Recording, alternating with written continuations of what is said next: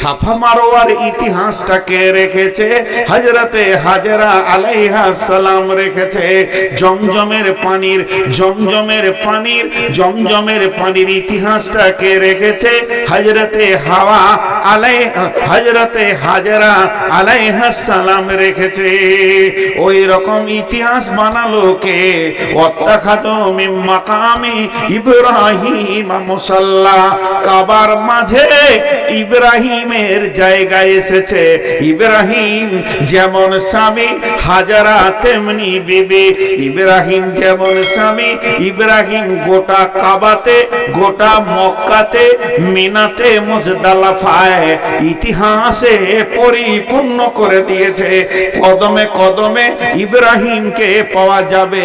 শেষ নবীর আমরা উম্মত, আমরা ইব্রাহিমের উম্মত নয়, আমরা শেষ নবীর উম্মত, আখির নবীর উম্মত। আমার আল্লাহ ইব্রাহিমের উপরে কত সন্তুষ্ট হয়েছে।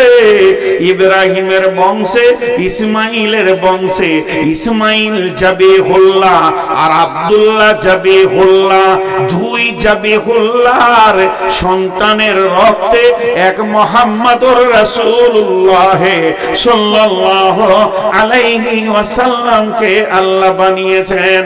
তাহলে ইতিহাস আজও থেকে গেছে।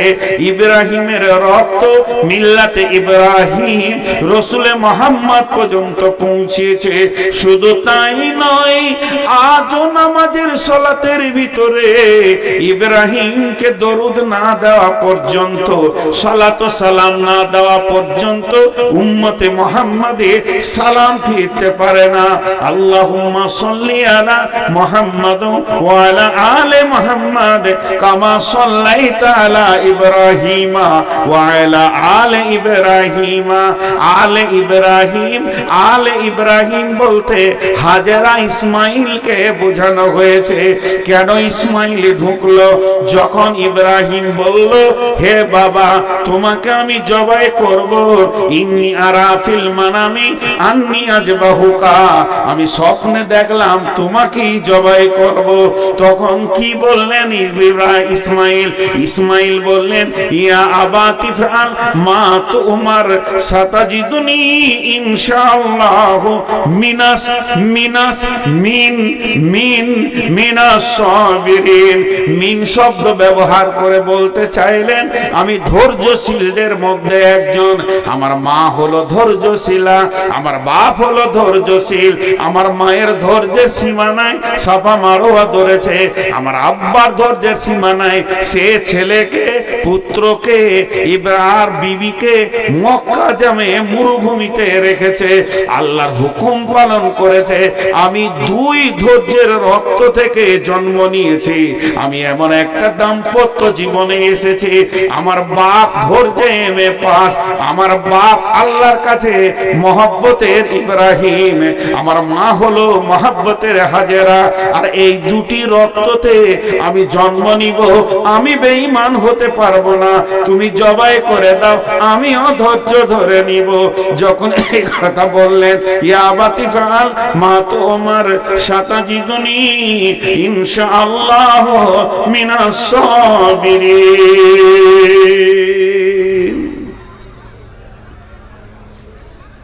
ইতিহাস আজও থেকে গিয়েছে।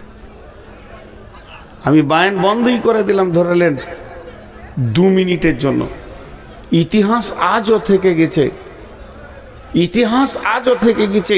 তো সাহাবা রাদিয়াল্লাহু মাজমাইনদের কথা যদি এবার তুলতে শুরু করে দিই, তাদের বিবিগুলো কেমন ছিল আর তারা কেমন ছিল।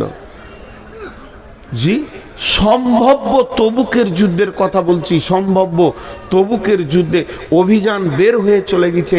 একজন সাহাবীকে রাসূলুল্লাহ সাল্লাল্লাহু আলাইহি ওয়াসাল্লাম কোনো কাজে পাঠিয়েছিলেন যে তুমি ওখানে কাজটা সেরে আমাদের সাথ ধরবে। মদিনা থেকে সব দল বেরিয়ে চলে গেল, কেউ নাই। ওর বিবি দেখছে এখনো স্বামী এলো না, দল পাবে না, স্বামী এলো না, দল পাবে না। তো যুদ্ধের সমস্ত সামানগুলোকে নিয়ে দরজায় দাঁড়িয়ে আছে, স্বামী এলে ঘর ঢুকতে দিব না, তাড়াতাড়ি চলে যাও। যেমন স্বামী তেমনি বিবি, সারা বিশ্বকে তারা ইতিহাস দেখিয়ে দিয়েছে। জি ভাই, একটা ছেলে জন্ম দিতে গেলে একবার বলেছি যে স্বামী স্ত্রী দুটোই দরকার, তেমনি দিনকে জন্ম দিতে গেলে নারী পুরুষ উভয়কে দরকার। আজকে আমার বক্তব্যের টার্গেট ওই দিকেই ধরছে। হে পুরুষ তুমি একবার উঠে দাঁড়াও, হে নারী পলাশবাটির তুমিও একবার উঠে দাঁড়াও। এই মাদ্রাসাটাকে আজকে 54 না 56তম জালসা চলছে, তাহলে কত বয়স হলো এই মাদ্রাসাটাকে জামিয়া বানানো যায় কিনা? একজনও উঠবেন না। প্রয়োজনে আমি নূর মোহাম্মদ আপনাদের পাগুলো ধরে বলছি উঠবেন না, এতক্ষণ যা করেছেন উঠবেন না। কালেকশনের সময় উঠে যাওয়া, খুব যদি নিজেকে চালাক মনে করেন, বদদোয়া দিচ্ছি না, কিন্তু আল্লাহ ঘর ঢুকতে দিবে না, খালি ভুট্টা হয়ে ঘুরবেন সারা রাত। আল্লাহ পারে, মুসার কমকে ঘুরিয়েছে, আল্লাহ পারেন না এমন কিছু নয়। কয়েকদিন আগে বলছিলাম যে মাদ্রাসার কালেকশন চলছে, এরকম বড় বড় আলিমরা মাদ্রাসার কালেকশন করতে যাই চেক হাতে করে করে। লোক ভাবে হয়তো যে এগুলো রাখাল ছাগল বাগল আছে, যাদের কাছে বুখারি মুসলিম লোড আছে। আমি তো একটা বাঁদর, আমার কাছে কিছুই নেই। তো ওই রকম আমাদের বর্ধমান জেলায় কালনাতে খ্যাঁচ খ্যাঁচ খ্যাঁচ খ্যাঁচ করে একদম গালি দিয়ে দিল একটা আলিমকে। হানফিদের ভিতরে ছিল, মুফতি ছিলেন, ওকে এত কথা বলে দিলেন, ওরা চোখ দিয়ে পানি বের হয়ে গেল। শুধু উনি এই কথাটা বলেছে, বলছে 100 টাকা লাও। তো বলেছে মাদ্রাসার ছাদ ঢালাইয়ের কাজ চলছে, এটা 200 টাকা করে দেন। তোর বাবার টাকা শুরু করলে তো করলে রাখালের মুখ, ওর চেঁচে ছিলে শেষ করে দিলে। আর যেই চেঁচে ছিলে শেষ করে দিলে চোখের পানিতে ওই বাড়ি থেকে আরেক বাড়ি গিয়েছে, আর গায়ের দুধ ও দোয়াইতে বসেছে হাঁড়ি এখানে নিয়ে, আর গায়ে মেরেছে এই চোপাতে। জীবনে গায়ে কোনো দিন মারে না। সবাই বলছে গায়ে বড় শান্ত, গায়ের বাঁটে মুখ লাগিয়ে খাওয়া যাবে এত শান্ত। সেই দিনই মেরেছে এই চোপাতে। এইখানকার হাড় ভেঙে মগজে পৌঁছে গেছে। ৭৫,০০০ টাকা খালি অপারেশন খরচা। আল্লাহ পারে, আল্লাহ পারে, পীরের রস বের করে দেবে, আল্লাহ পারে। তো আমার আজকে দাম্পত্য জীবনের কথাগুলো তুলে ধরার একটাই কারণ যে এই প্রতিষ্ঠানটাকে কি একবার এরকম করে তুলে ধরা যায় না? আপনারা আমার সঙ্গে ধ্যান দেন। আল্লাহ কি বলছেন, মা বোনেরা কান করে শুনেন। বিসমিল্লাহির রহমানির রহিম। আর রেজাল শব্দটা পুরুষ, রেজাল মানে পুরুষ, কিন্তু আল্লাহ বলছেন মেয়েদেরকে আর রেজাল কাওয়ামুনা আলান নিসা। ও মহিলার দল, তোমরা কান করে শোনো, পৃথিবীর বুকে যত পুরুষকে আমি বানিয়েছি, এই পুরুষেরা যেদিন মায়ের পেট থেকে জন্ম নেয়, এরা স্বাধীনতাকে সঙ্গে করে নিয়ে জন্ম নেয়, এদের পরাধীনতা নাই। এই স্বাধীনতা এই জন্যে তারা পেয়েছে, তারা পৃথিবীর বুকে কমান্ডার হবে, আমির হবে, নেতা হবে, এবং পুরুষেরা নেতৃত্ব দেবে, আর নারী তার অধীনস্থে থাকবে। নারী যেদিন জন্ম নেয় পরাধীনতায় জন্ম নেয়। একটা পুরুষ যেদিন জন্ম নেয় আদমের ভূমিকাতে জন্ম নেয়। একটা মেয়ে যেদিন জন্ম নেয় হাওয়ার ভূমিকাতে জন্ম নেয়। অতএব বন্ধুরে, ও আমার মা, ও আমার বোন, ও আমার বেটি, ওসিয়তটা ভালো করে শুনেন। আমার রব বলছেন, এটা আমি বলিনি, এটা কোনো আলেম বলেননি, স্বয়ং রব্বুল আলামিন বলছেন, বেটি রে, সোনা মানিক রে, তোমাদের দূরে থেকে আমি তোমাদের হাতগুলো ধরে বলছি, ধ্যানের সঙ্গে শুনবেন এবং ধ্যানের সঙ্গে মনোযোগ দেবেন, কারণ এটা রবের হুকুম, এটা মানুষের হুকুম নয়। স্বয়ং আল্লাহ বলছেন যে আমি পৃথিবীর পুরুষদেরকে বানিয়েছি মেয়েদের নেতৃত্ব দেওয়ার জন্যে। একটা মেয়ে কোনোদিন কোনোদিন স্বাধীনতার মুখ দেখবে না, আর পুরুষেরা পরাধীনতা হবে না। বিয়ের ব্যাপারে যদি মেয়ের কোনো ওলি না থাকে ওই বিয়েটা হবে না। বিয়ের গার্জেন মেয়েদের থাকতে হবে, পুরুষের কোনো গার্জেনের দরকার নাই, পুরুষের কোনো গার্জেনের প্রয়োজন নাই, কারণ সে নিজেই নিজের গার্জেন। অতএব আল্লাহ বলছেন আর রেজাল কাওয়ামুনা আলান নিসা, আমি পৃথিবীর পুরুষদেরকে মেয়েদের নেতা করে বানিয়েছি।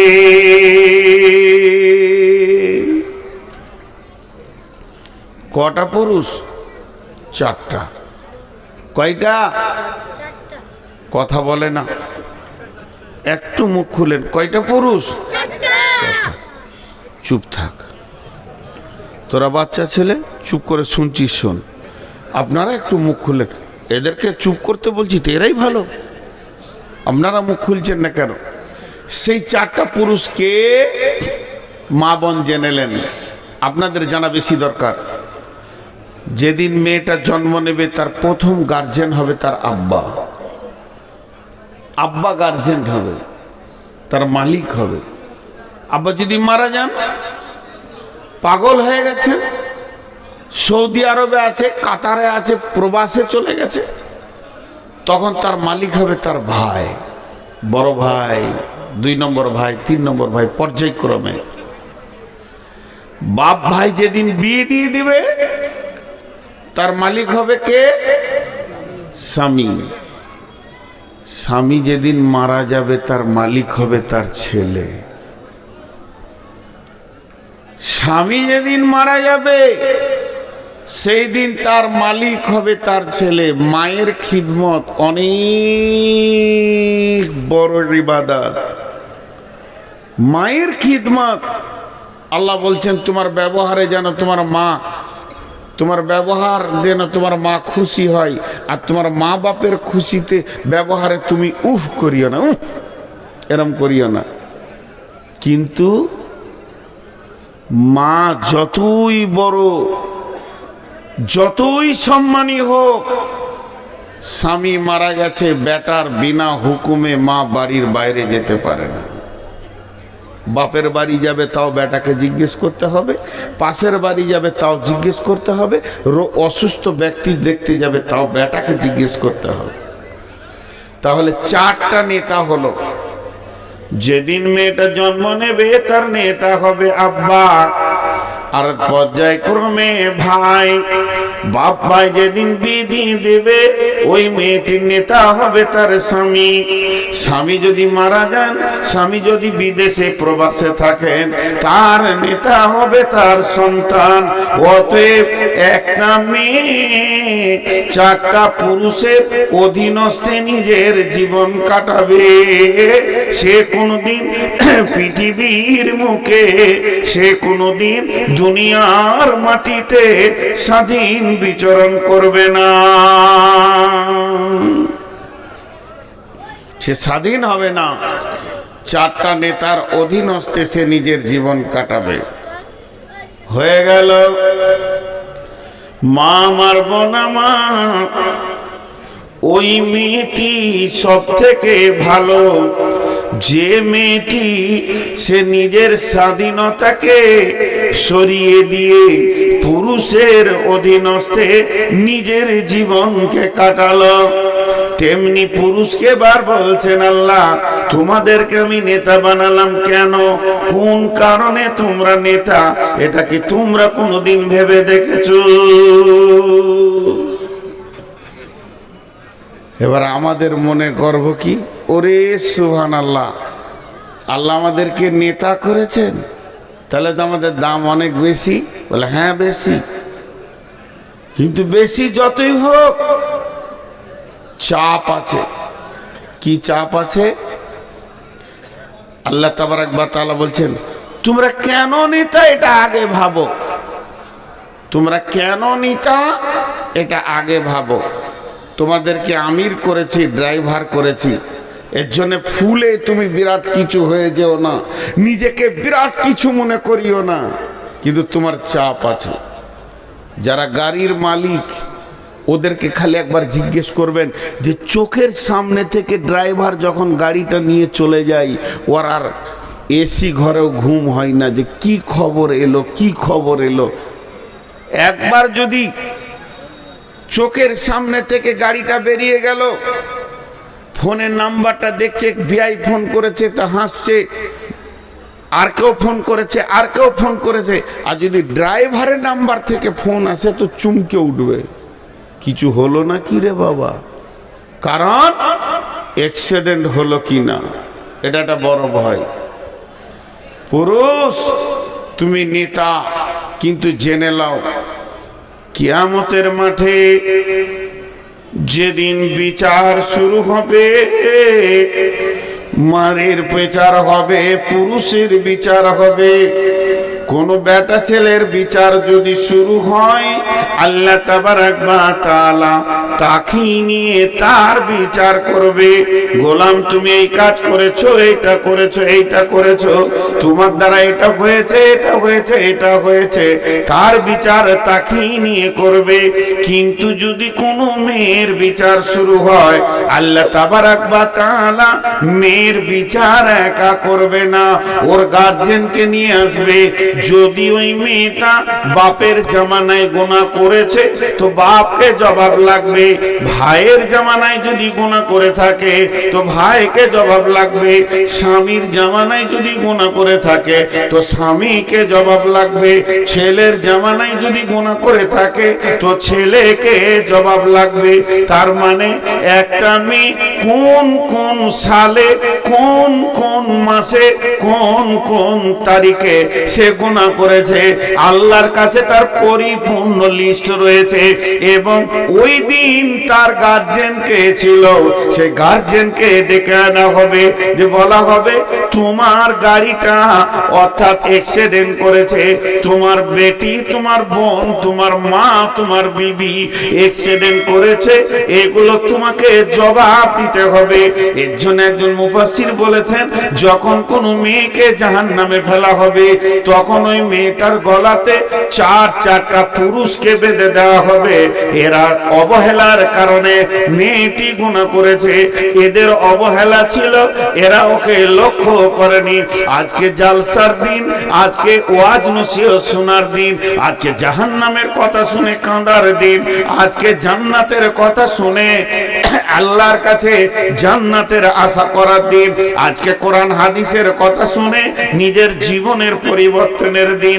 কিন্তু আজকের দিনই মেলাতে যে মেয়েটি সুন্দর করে সেজে ঘুরছে, একটা বার ভেবে দেখেন তার ব্যাকগ্রাউন্ডটা দেখেন, তার ব্যাক দিকে আলো জ্বলছে কিনা দেখেন, তার কি আব্বা নাই, তার কি ভাই নাই, মেয়েটি কি স্বামীবিহীন, কিংবা মেয়েটির কি কোনো ছেলে নাই, এই চারটা গার্জেনের ভিতরে কি কেউ নাই, তারা এখন কি করছে, কোন ডিউটিতে আছে, তার যুবতী বেটিটা, যুবতী বোনটা, যুবতী আপনার কিনা বিবিটা এবং তার মাটা ওই যে রোডে রোডে রোডে রোডে রোডে রোডে ঘুরছে এবং সে মেলাতে ঘুরে বেড়াচ্ছে, কার সঙ্গে গল্প করছে, আনন্দ করছে, হাসছে, খেলছে।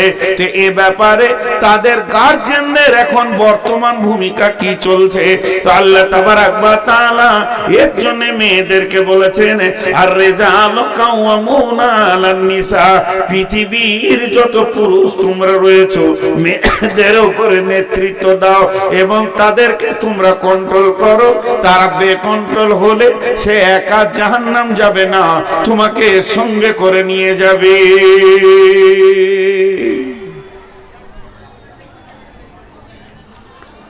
কত সুন্দর কথা বলেন। চলেন এরপরে ধাপে আল্লাহ কাকে বলছেন? পুরুষকে বলছেন। মেয়েদেরকে ওসিয়ত করা হয়ে গেল, এবার পুরুষকে বলছেন, তুমি নিজেকে কি ভাবছো নেতা বলতে? তোমাকে বলা হয়েছে তুমি দামি, তো কিসের তুমি দামি? ও তখন অঙ্ক করে দেখছে, সুবহানাল্লাহ, একটা, দুটা, তিনটা, চারটা, পাঁচটা, ছয়টা কি? যখন আমি বিয়ে করে এনেছিলাম আমার বিবিকে, একটাও ছিল না, এখন 6টা ছেলের মাও। তা আমি কি কম পুরুষ নাকি? এইটাও ভাবছে। আল্লাহ বলছেন, আমি কোরআন থেকে বলছি, এই ভাবনাটাকে আল্লাহ কাটছেন কিভাবে দেখেন। তুমি কি ভেবেছ ছেলের মা বানানোটাই পুরুষের প্রতীক চিহ্ন? তুমি কি ভেবেছ যে শ্বশুরের বেটিকে বিয়ে করে নিয়ে এসে তুমি তাকে হালাল পন্থায় বিয়ে করে 5টা ছেলের মা বানাবে, দিদি তুমি পুরুষ? ওইটাকে আল্লাহ কাটছেন কেমন করে দেখেন, এমনি করে কেটে দিচ্ছে, একদম ব্লেড দিয়ে কেটে দিচ্ছেন। কেন? ভাষাটা আল্লাহর কত সুন্দর। বিমা ফাদ্দালাল্লাহু বা'দাহুম আলা বাদিন, বিমা ফাদ্দালাল্লাহু বা'দাহুম আলা বাদিন, বিমা ফাদ্দালাল্লাহু বা'দাহুম আলা বাদিন। আপনারা একবার মুখ খুলেন। আমার কাছে 2টা 100 টাকার নোট আছে, 2টা 100 টাকার নোট, নিউ নোট। আমি ওই 2টা আমার বিবিকে দিলাম, লাও তোমাকে 100 টাকা 200 টাকা দিলাম। 2টা 100 টাকার নোট আমার বিবিকে আমি দিলাম। তো আমার বিবি তখন আমাকে একটা 200 টাকার নোট দিয়ে দিলে। ওকে 2টা 100 টাকা দিলাম, ও আমাকে একটা 200 টাকা দিল। কারো কাছে কারো ঋণ থাকলো? কথা বলে না। আল্লাহ বলছেন, তোমরা স্বামী স্ত্রী যখন দৈহিক সম্পর্কে আনন্দের জগতে বিছানায় যাও, তখন তোমার বিবি তোমাকে আনন্দ দেয়, তুমিও তোমার বিবিকে আনন্দ দাও। এই ব্যাপারে কেউ কারো উপরে প্রাধান্য পাবে না, কেউ কারো কাছে ঋণী থাকবে না। আর এই 2 জনার আনন্দের ভিতরে আমি তোমাদের সন্তানগুলোকে তোমাদেরকে দিই, এমন একটা সন্তান দিই যে তোমাদের প্রেমটা গিড়হা লেগে যাবে, মহব্বতটা আরো বেড়ে যাবে। গাল একটা চুমা দেবে 2 মা আর আব্বা।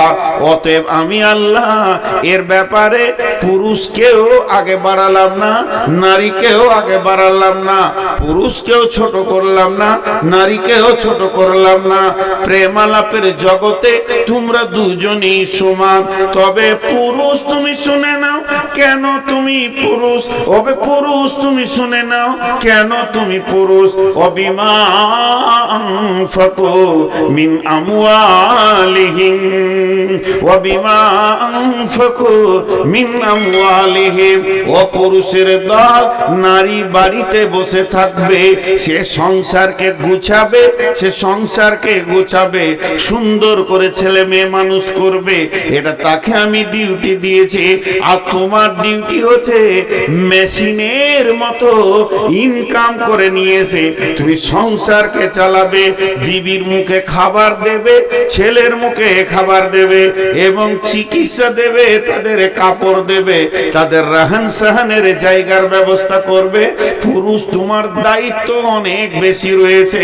তোমাকে গ্রীষ্মে পুড়ে গিয়ে বর্ষাতে ভিজে, শীতে কাঁপতে কাঁপতে, ডেলি প্যাসেঞ্জারি করে, কষ্ট করে করে করে করে করে করে এনে স্বামী স্ত্রীকে তুমি আনন্দ দেবে, খাওয়াবে, তার তেল সাবান কসমেটিক্স কিনে দেবে, তাকে তুমি দামি মাল খাওয়াবে, যেমন পারবে তুমি খাওয়াবে, আর তার চিকিৎসা দেবে, কাপড় দেবে, সংসারে মাল তুমি খরচা করবে।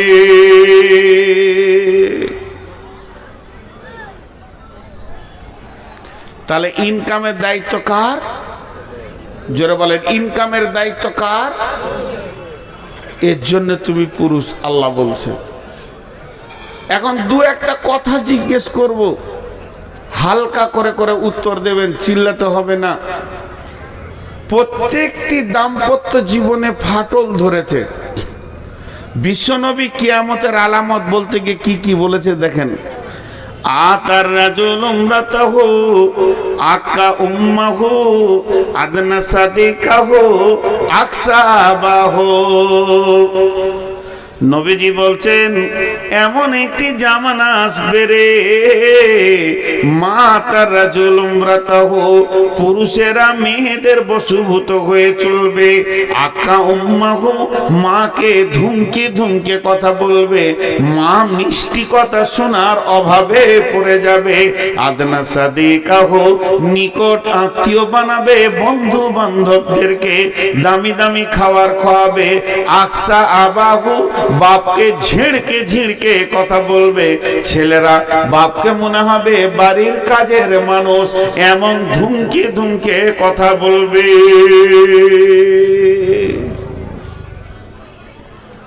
এখন তাই চলছে, এখন তাই চলছে,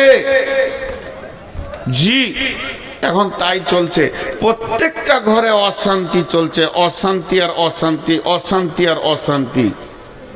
আমি ছোট ছোট করে 3-4টি কথা জিজ্ঞেস করব, আপনারা হালকা করে করে করে উত্তর দেবেন।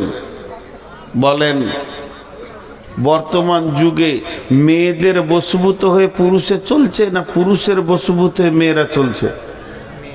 মেয়েদের কথায় পুরুষেরা চলছে। যে বউ মায়ের দায়িত্বে ছিল শ্বশুর শাশুড়িকে ভালোবাসবে, আজকে শ্বশুর শাশুড়িরা নির্যাতিত অবস্থায় পড়ে আছে প্রত্যেকটি ঘরে। জি, পরশু কি তার আগের দিন দেখছিলাম ফেসবুকে, তো সব রকম দিছে। একজন লিখেছে যে আজ থেকে 20-25 বছর আগে বিয়ে হলে মেয়েরা ভাবতো যে শাশুড়িটা কেমন হবে। বিয়ের আগে খুব টেনশন করত, শাশুড়ি কেমন হবে, শাশুড়ি কেমন হবে, ভালোবাসবে না জ্বালাবে, এই চিন্তা করত। আর এখন বিয়ের দিন হয়ে গেলে শাশুড়ি ভাবছে বউটা কেমন হবে, ভাত দিবে কি লাত মারবে, পুরো উল্টিয়ে গেছে। কেন কেন ভাই এতটা উল্টিয়ে গেল? একটা উদাহরণ দিব। তো উদাহরণটা দেওয়ার আগে ছোট্ট করে যে কথাটা আপনাদের সামনে বললাম আরেকবার গুছিয়ে দিই। ইনকামের দায়িত্ব কার? পুরুষের। উদাহরণটা মন দিয়ে শোনেন। এত অশান্তি হওয়ার একটাই কারণ, বিয়েতে পণ। আপনাদের এই লালগোলা এলাকায় পণ নাই মনে হয়, লাই না? মাশাআল্লাহ, খুশি হলাম। বিয়েতে পণ লিছে? আল্লাহু আকবার। বিয়েতে পণ না নিয়ে বিয়ে করছে না। এবার মন দিয়ে শোনেন, 4টা কথা গুনেলেন। ছেলেরা মেয়েদের কথাই চলছে 1 নম্বর, মা বাপ ভাত পেছে না বেটার কাছে 2 নম্বর, 3 নম্বর হলো যে বাচ্চাগুলো জন্ম নিচ্ছে এরা ফুপুকে চাচাকে বেশি চিনছে না মামাকে খালাকে? মামাকে খালাকে বেশি চিনছে, এটা হলো 3 নম্বর। আর 4 নম্বর হচ্ছে যে কোনো দাম্পত্য জীবনে প্রেম নাই, কোনো রকম চলছে, তালাক দিয়ার লয়, এইভাবে চলছে। কারণ প্রত্যেকটা স্বামীর ভিতর জ্বলছে। জি, এই দেখেন ওই চাওয়ালা খুব তেঁদড় আছে। আমি অনেকক্ষণ থেকে দেখছি, একজনকে বের করা হয়েছে কিন্তু ও সমানে চালিয়ে যাচ্ছে। এইখানটা দোকান বানিয়েছিল, এখানে 10-12টাকে নিয়ে বসেছিল, আস্তে আস্তে ভিতরে ঢুকলো। এরপর ও এসে আমাকে বলবে চালিবেন, বললে কি বললে ওর চা নিয়ে এসে আমার কাছে রাখেন, ও পুরা বায়ানটা শুনবে তারপরে যাবে। এত বলার পরেও ও এখনো চা বিক্রি করছে। মানে ওর ও যে কোন হিম্মত নিয়ে এখানে চা বিক্রি করছে ও জানে, ওর আল্লাহ জানে। তো একটা উদাহরণ দিব, মন দিয়ে শোনেন। সেটা হচ্ছে কি, সিলিং ফ্যান। সিলিং ফ্যান দেখেছেন? ফ্যান এরকম ঘুরে, আর ফ্যানের মোটরের পাশে একটা সাদা ব্যাটারির মতো আছে, ওটার নাম কি? ক্যাপাসিটার, কেউ বলে কন্ট্রোলার। ওইটাতে নেগেটিভ পজিটিভ আছে। তো একজন মেকানিককে দিয়েছে আমার ফ্যানটা ঠিক করে দাও, বলে ক্যাপাসিটারটা পুড়ে গেছে, বলে নতুন লাগিয়ে দাও। নতুন লাগিয়ে দিয়েছে, নেগেটিভটা পজিটিভে দিয়েছে, পজিটিভটা নেগেটিভে দিয়েছে। ফ্যান উল্টা দিকে ঘুরছে। আর ফ্যান যদি উল্টা দিকে ঘুরে অবস্থা কি হবে? লুঙ্গি ধরতে হবে। না হলে তো বিপদ। লুঙ্গি না ধরলে ইজ্জত চলে যাবে।